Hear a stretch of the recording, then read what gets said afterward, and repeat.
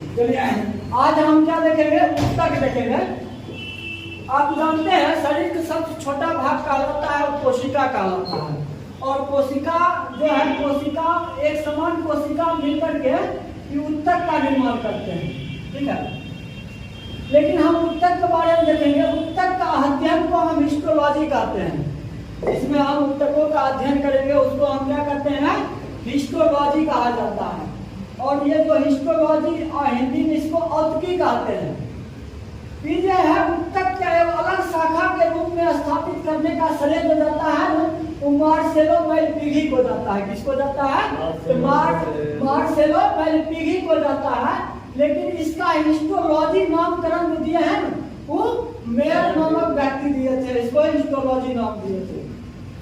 और ये जो है कोशिका के समूह को उत्तक सबसे पहले क्या कहे हैं, बीजक में कहे थे। जो कोशिका का समूह उत्तक कहलाता है, क्या कहे थे, बीजक कहे थे।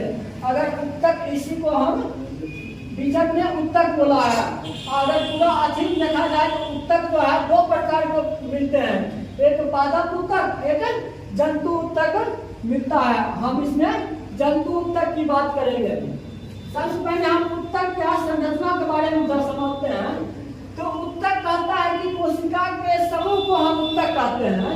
तो कोशिका का समूह जो होता है, यह जो कोशिका, एक कोशिका दूसरे कोशिका से जुड़ता है, तो जुड़ने का बीच काम कौन करता है? जैसे कोई घर बनता है तो ईंट फर्श पर जुड़ा रहता है, तो जोड़ने का काम क्यों करता है? तो सीमेंट करता है और बालू करता है, उसका मिश्रण एक ईंट दूसरे ईंट को जोड़ के रखता है। तो इसी होता है कोशिका को जोड़ के रखने वाले जो तरल पदार्थ होते हैं, जो गोंद होता है, ओकरा अंतर कोशिकीय द्रव कहते हैं। कौन कहते हैं? अंतर कोशिकीय द्रव कहते हैं। और यही अंतर कोशिकीय द्रव एक कोशिका दूसरे कोशिका कौन सी करता है, आपस में कनेक्ट करता है। और इसी का समूह जो होता है उत्तक कहलाता है। यही जो है अंतर कोशिकीय द्रव, अंतर कोशिकीय द्रव में बहुत सारे जाल का फैलाव होता है। और इससे क्या होता है, अंतर कोशिकीय द्रव से तो बहुत सारा पदार्थ क्या होता है, इससे स्रावित होते रहते हैं। और इस जब स्रावित होते हैं तो उत्तक के चारों ओर फैल जाते हैं, ठीक है। इसीलिए इसको कौन सी कहा जाता है, उत्तक का मैट्रिक्स बोला जाता है। और इसी उत्तक का मैट्रिक्स का नाम क्या है, उत्तक द्रव है, या आप कह सकते हैं उत्तक द्रव या अंतरालीय द्रव कहा जाता है। और इसी अंतरालीय द्रव में बहुत सारे खाद्य पदार्थ यानी बहुत सारे पोषक पदार्थ मिले रहते हैं, जिससे क्या करता है, कोशिका आपस में जब कोई चीज की कमी होता है तो यही कोशिका उत्तक द्रव से कोशिका क्या करता है, पदार्थों को ग्रहण करता है। इसीलिए कभी कभी पूछ देता है, अंतर कोशिका अपना खाद्य पदार्थ की पूर्ति कहाँ से करता है, तो उत्तक द्रव से करता है या अंतरालीय द्रव से करता है, ठीक है। और जानते हैं कोई भी जंतु कोशिका है वो समानता 10⁻14 कोशिकाओं के समूह से मिलकर बना होता है। अब हम जंतु कोशिका की बात करेंगे। जितने भी जंतु कोशिका होते हैं या शरीर का स्ट्रक्चर होता है त्रिप्लोब्लास्टिक त्रिस्तरीय होता है। त्रिस्तरीय कहने का मतलब एक्टोडर्म, मेसोडर्म और इंडोडर्म का बना होता है।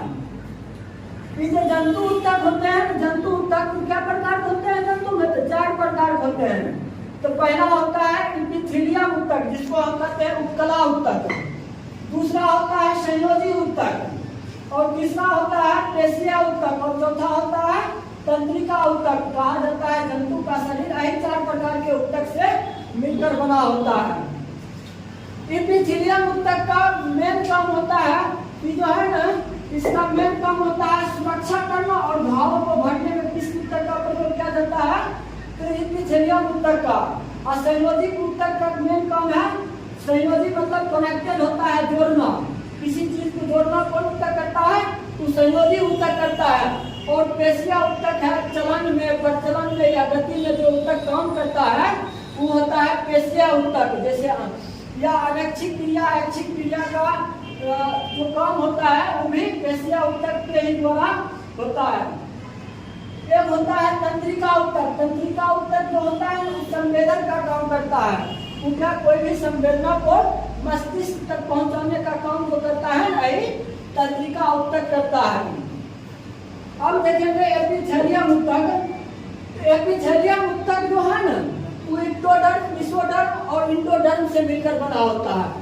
और ये जो होता है उपकला यानी एपिथेलियम उत्तक कहा जाता है अंत के बाहरी भाग, ठीक है, तथा अंतरंग के भीतरी भाग में ही पाया जाता है। कहाँ उपकला उत्तक पाया जाता है?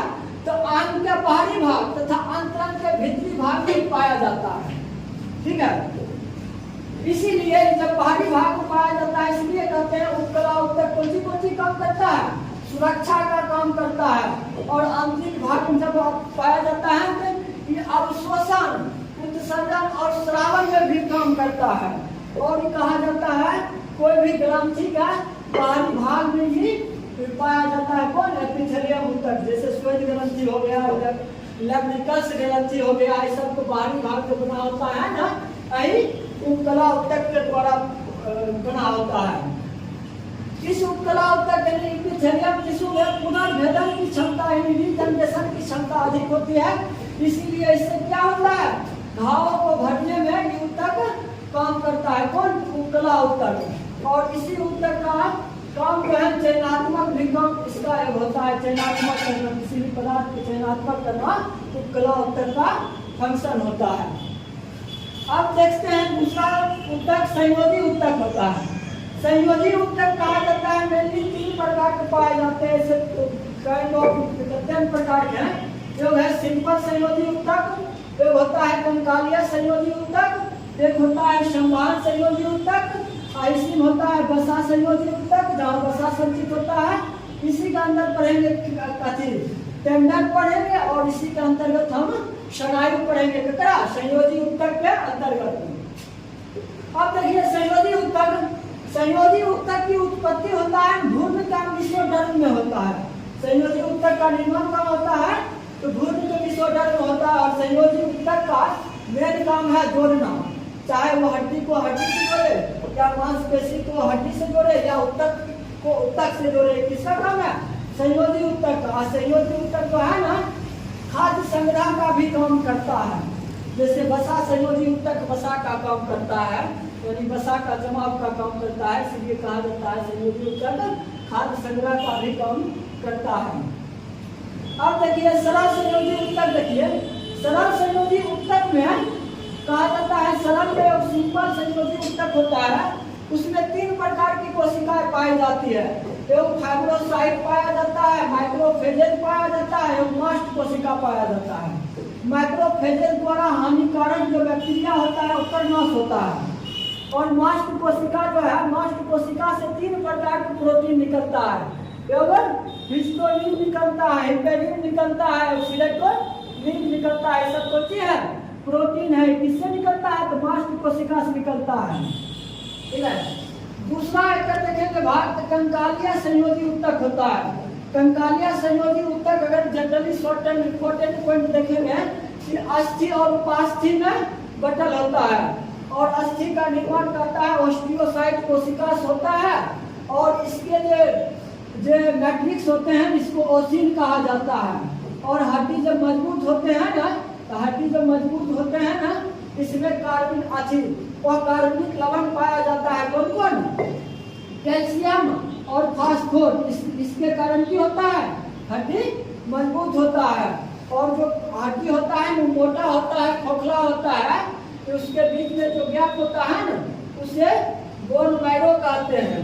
और यही हड्डी कहता है, ठीक है, हड्डी के समांतर जब उठाता है तो नलिका, उसे कहते हैं हैवर्सियन की नलिका कहा जाता है।